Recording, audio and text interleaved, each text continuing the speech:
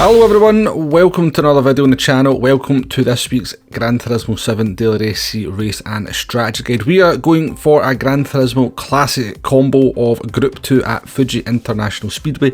Group 2 once again, there is a little twist to this one though, because it's only the 2016 GT500 cars that are available. I've been saying for ages that Gran Turismo kind of need to minimise the kind of cars within each group that are available for the race. Now this isn't going to stop this one being at GTR Fest, I reckon, but hopefully this may be something to consider for future races. Down to the race details: 12 laps, tyres at times 1, fuel at times 1, soft and medium tyres available. The medium tyres are required, and you can probably guess where this one is going to go, because first thing we're going to take a look at is that all important pit loss and fuel. Now, pit losses in Gran Turismo do tend to be rather large at the moment. Group 2 is always a little bit less than Group 3 and Group 4, and as far as Gran Turismo pit stops go, this one is by no means excessive. So as we get the car into the box, around about 13 seconds from the animation starting to the car being stationary, 5.4 seconds to get the tyres changed. When it's all said and done, you'll lose about 17.3 seconds on the track. Fuel, of course, no issue whatsoever at only ×1. And yeah, we'll take a look at how that kind of gets reflected on the track, because whilst it's by no means a big pit loss in terms of Gran Turismo terms, it's still enough to make that pit stop almost unviable. Looking at a bit of race action here, we've got Moscafi, who has started on the soft tyres with tyre wear only at times when he was able to do the full 11 laps before pitting for just a single lap on the mediums. Now, by no means had a clean run here. He didn't start in pole position, he had to overtake a couple of cars. When he pitted, he was only about 4 seconds ahead of P2, who was doing the no stop on the medium tyres. So by the time he had made that pit stop and it was all taken into account, as we look at the finishing results here, he finished down in P4, 16 seconds off the lead. So yeah, I think if you had a 100% clean run on the soft tyres from pole position against somebody starting behind you on medium tyres of similar pace, you'd maybe be looking at around about 4 or 5 seconds of a difference in favour of the no stop. So it's not a massive difference, but the likelihood of you getting that kind of clean run, being able to kind of use that strategy from the back of the grid with the traffic, is just no way possible you'd be able to do it. Only way I can ever see starting on the soft tyres and just doing a single lap on the medium tyres is starting in pole position, running away from the rest of the pack, and then making that pit stop on lap 11, hoping there's been some fighting behind you, maybe a couple of instants. It's the only way I could ever see that strategy working. If the driver behind you on the medium tyres gets a clean run,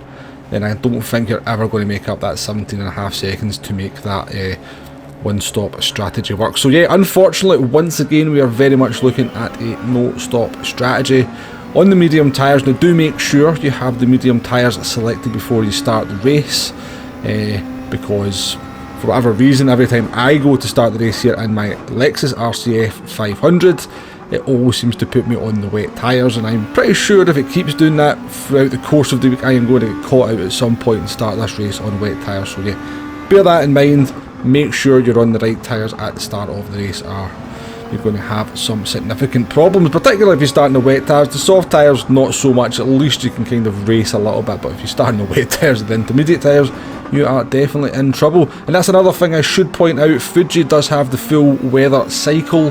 I've done a couple of races and I've never seen an inkling of rain coming, so it looks like another one of these races where, even though we could have the dynamic weather, they have not included it for some reason. But that's yeah, that's just the way it is. So this was a better race run that we had. We did 2 races. The first race was bad. There's no other way to put it. The second race, we started in P10. Quite a stacked grid for the time in the morning. Obviously, people try to get their content together a bit like me, and a couple of big name drivers in there as well. But we had a really nice run, so we did. Traffic kind of favoured us. We made a few overtakes, and we went from P10 up to P4. Obviously, on the no-stop strategy on the medium tyres. You can see the medium tyres. There's barely a mark on them coming to the end of the 12 laps. We're under a little bit of pressure from Tidgeney behind us in a GTR. The Lexus does seem quite competitive here. You can see that Shelty ahead of us also in the Lexus RCF. So, but I do think the GTR is the better car. For example, it's around about 2 tenths quicker down the straight, so it's a free 2 tenths almost straight away.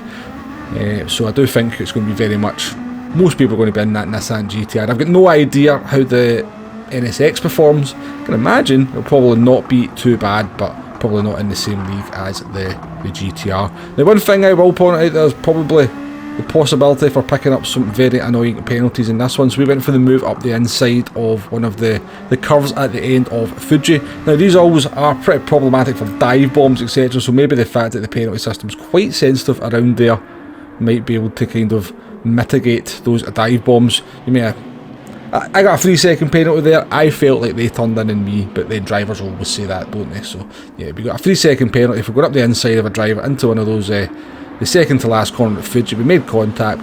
Because we went past them, the game obviously deemed that we kind of bumped our way past and gave us a 3-second penalty. So do be aware that the penalty system does seem quite sensitive around this track. But yeah, that's pretty much it. I'm liking this move from PD to kind of minimise what cars are available. So you've not got the McLaren or the CLK or the 2008 cars. As I said, it's not going to stop this one being a GTR fest as far as I can tell. The Lexus does seem quite competitive, but it is definitely slower on the straights. No idea about the NSX. We'll definitely try that at some point over the course of the week. In terms of strategy, there isn't really any here. Just make sure you're on the right tyres at the start of the race. Obviously, be qualifying in soft tyres. Make sure you change to mediums at the start of the race. Make sure you're definitely not on wet tyres like the game has been trying to do to me a couple of times this morning. Bit of a missed opportunity, I think, from PD here to maybe kind of get the soft tyres more involved in the race. Probably have to be slightly longer race or maybe a slightly higher tyre multiplier to make the soft tyres more viable in the strategy. But I think, given the settings here, it does look to me that they're trying to pick up BOP information. But yeah, it's Group 2 at Fuji. It's always quite good fun. The dirty air doesn't seem too bad as well. Compared to GT Sport at times, so you can follow other cars, you can make overtakes, so you can try and work your way up through the grid. And a lot of people just like an absolute sprint race anyway, don't they? So this is a sprint race, there is no two doubts about that. Okay, so I'm going to finish the video off with a little bit of a lap guide. A few people have asked me to put these back in, these guides, so here we go. Coming down into turn 1 in the RCF Lexus, looking for the 100 metre board as your kind of braking reference. You won't want to be braking quite as late as there. These cars do seem to stop a little bit quicker than in GT Sport.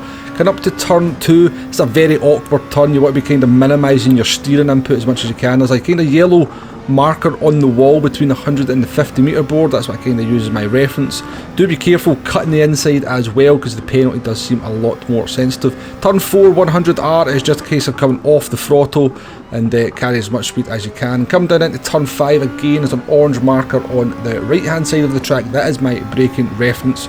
So one of these corners opens up, you want to carry as much speed as you can, obviously, through there. The Dunlop marker, the Dunlop gantry is your marker for the chicane. Again, be careful cutting too much of the inside there. The penalty does seem a little bit more sensitive. I look for the path on the right hand side as my kind of reference to kind of come off the power, dab of the brake, turn the car in. Try not to use too much curb here, the car doesn't really like it too much. Very difficult corner here, left-hander in cockpit view because you can't see the apex. And the orange barrier on the right hand side is my kind of reference for the last corner. I tend to take a slightly tighter line than most people. A lot of people go a little bit wider into the last corner to get a better exit, but it never really seems to work out for me. But yeah, one other thing you may well have noticed is just the sort of difference between the RCF and the GTR behind me coming down the straight. We were 1.4 seconds exiting the corner. We actually got a half decent exit, and by the time we got down to turn 1 we had lost nearly 4/10 of a second. So that is the advantage the GTR has down the straight over the Lexus. The Lexus may well have advantages elsewhere, but it does look like the GTR is the best car. But I'll leave you with that. Hopefully it's been useful in some way, shape or form. We'll definitely be live streaming this a couple of times over the course of the week. Do join me for that if you can. If you've enjoyed the video, hit that like button, hit that subscribe button. Catch you in the next one. Have a good week's racing, folks, and goodbye.